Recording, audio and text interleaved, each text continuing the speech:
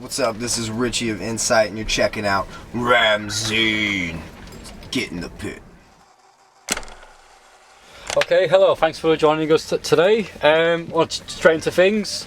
Your tour with Cancer Bats, how was it? Obviously your tour's ended.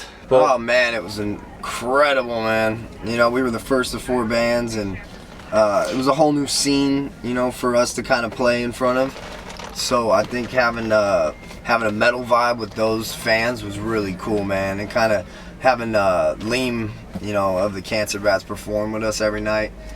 You know, he was on our album Up in Hell and did a song called Rightful Spot. So, you know, he came up one day and he's like, "Yo, man, let's jam this." You know, we're just like, "Whoa," you know, like we weren't gonna come ask him and be like that kind of band. You know, we just, you know, if he wanted to do it, he could let us know. And he was like so down from the beginning and did it like almost the whole tour, man. And much love to all those guys. And you know, they helped load your gear out and, you know, just really take care of every band, and, you know, sold out night after sold out night. It was incredible. 19 straight shows. You know, it was what we needed, man, and really helped us get a nice buzz going over here.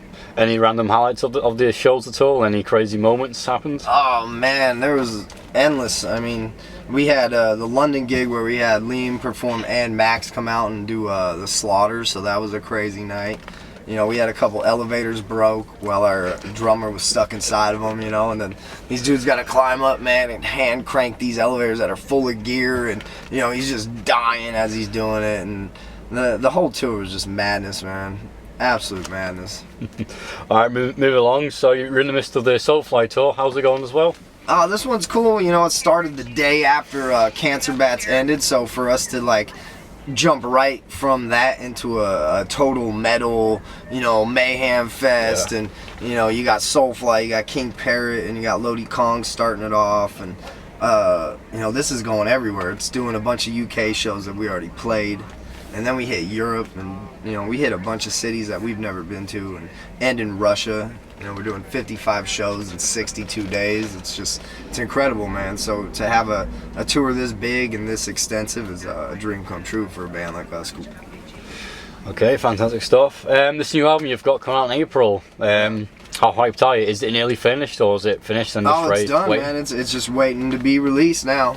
Now we're just going to kind of push a couple singles out, give everybody a little taste of how good this thing is, man. We're super excited. I think you see the growth, you see the organicness of the music, and finally having that album, I think, that the world's been waiting for from Incite, man. It's just it's crushing from beginning to end, and you know, the guitar solos are insane, and the drum work's incredible, and Steve Evans really pushed us, man. And Oppression, I think you hear this record, and it's gonna fire up the metal scene.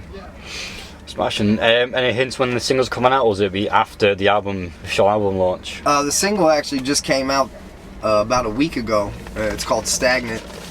You can check it out on SoundCloud, YouTube, Metal Injection. I mean, it's everywhere right now. So go jam that out, get a nice taste of what Oppression's about. And it's cool because we're getting to play the song live on this tour, and people are just totally getting into it. It's real groovy and chunky, and it's real spitty vocals, man. It's a really cool live anthem song.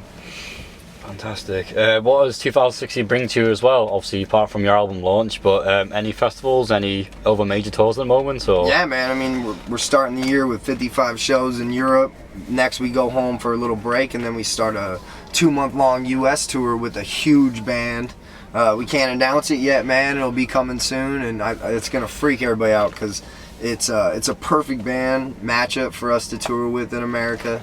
It's gonna just I think catapult the band and put us in front of the crowds that we need to be in front of. And then after that, we'll be back in Europe, man, and hopefully we'll get it announced in festivals soon. Fantastic. Busy year. Next couple years, man, for this album, so it's exciting. Alright, so it seems obviously you're pretty much on the road 24/7, doing shows and that jazz. What's life like on the road, obviously? Oh man, for me it's fucking crazy, man. You know, I have a lot of jobs out here. You know, I do merch, I just got married. I've got a band that is, you know, starting to explode with, you know, press and, working the merch booth. I sell merch for Soulfly and Incite out here, man, and that's a tough job in itself. So to be playing and loading gear and keeping my band hyped and fired up and making sure the wife's good back at home, man, it's not for everybody. It's not for everybody. I'm gonna be gone now for 60 days, and it's tough. But when you love something that much and you feel very excited about what the potential could be, it's something you got to give your all to. So we're gonna just keep chugging and see what happens. Fantastic stuff. Obviously you're out there right now, obviously with your shows and your festivals. Where hopefully you want to push the band to, like all these major home to headline? Yeah, man. I mean, the sky's the limit. I think for us, we've all kind of sat down and talked and just really want to be, one of the big bands out there, man. We've all worked hard. We've come from different scenes and backgrounds and different influences and experiences, man, that brought us here, and we're all very determined, and we feel like right now we're playing tight as could be, and we really want to just play with the best and the biggest bands out there, and bring a new blood into metal. I think metal's getting real old. I love all those legends. They're all people that I grew up listening to and I'll listen to forever, but we've got to keep the scene able to survive with new young talent that are progressing and changing and living off the influence of what they brought us, man. And it's really cool to see us getting a chance to be one of those bands. So obviously, speaking of music and all that jazz, what is there a set theme to your tracks at all? Or is it just like out there, make it like brought up New Holland's like, whole fuck you, let's do this, let's cause mayhem? I think that's definitely where the name comes from. Incite, let's cause fucking a riot. But I think when you get into the songs, it's about life. It's about everybody. It's about the government. It's about the world. It's about personal experiences that we all go through, man, from being broke to having a chick that's crazy to the government fucking you off that you don't agree with. I mean, we're really a band that is talking for everybody that's your age, that's my age. I mean, we're all 30, 28, 27, so we understand what everybody's gone through, man, because we've been there. We've been through the wars and all this bullshit, and I think Incite is kind of the band that speaks to that part of our lives, man. And we're not up there just talking about Satan or talking about killing people and this and that, which I think is what metal's about. But we try to have a definite strong message between it. The album title Oppression is definitely strong. The album cover, with the fire burning in the stomach of the person that's looks like they're dying, it's always there, and nothing can ever truly keep us down, man. So it's cool to have our music represent that. Okay. Final question of the interview. Who inspired you to make music and be who you are now? Man, I think a lot of it was my mother.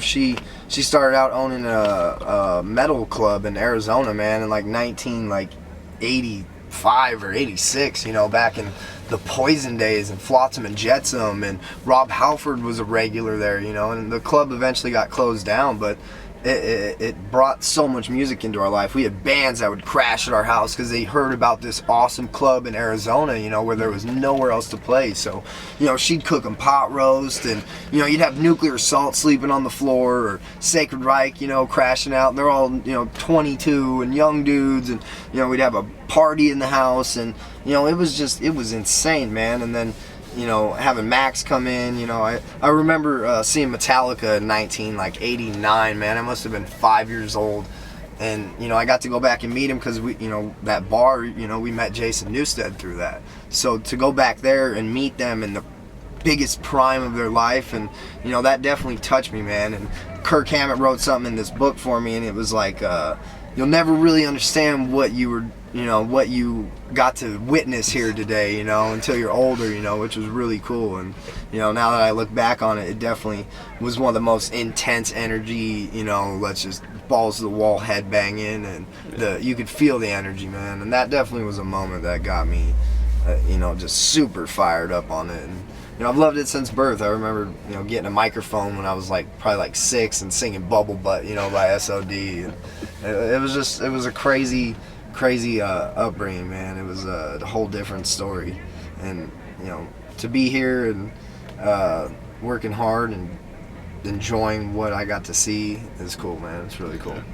Oh, okay, well, thank you for your time, and obviously I hope to see you tonight. Hey, it's gonna rage, man. We're gonna tear it up in there.